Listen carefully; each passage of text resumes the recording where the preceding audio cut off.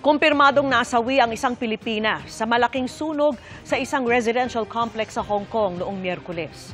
Bayani naman ang turing sa isa pa nating kababayan na hindi iniwan at pinrotektahan ang alaga niyang sanggol sa kasagsagan ng sunog.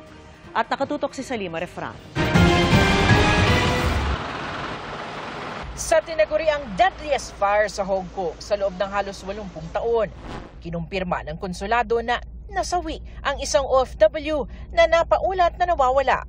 Kinilala siyang si Marian Pascual Esteban ng Cainta, Rizal. Ang pamilya ni Esteban pinuntahan ni Department of Migrant Workers Secretary Hans Leo Cacdac at OWA Administrator Patricia Yvonne Caunan para iparating ang kanilang pakikiramay. Tiniyak nila ang tulong para sa pag-uwi ng labi ng biktima, pati sa pag-aaral ng kanyang 10 taong gulang na anak.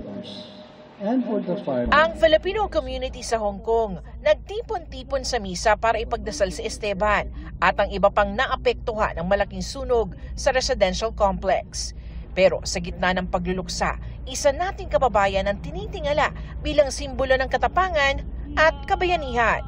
Si Rodora Alcaraz, isang domestic helper na nasaktan sa sunog at nagpapagaling ngayon sa ospital.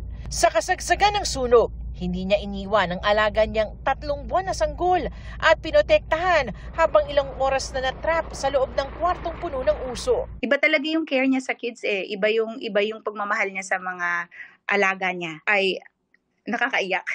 It's so like her to put her life on the line for someone else. Kasi talagang very caring talaga siya. I feel sad about her, but I salute her for being so good despite of this tragic incident. She did not abandon her responsibility. I hope that this will make the Hong Kong community the essence, the importance of domestic workers, that even in the tragic situation, we will not abide or we will not abandon our job.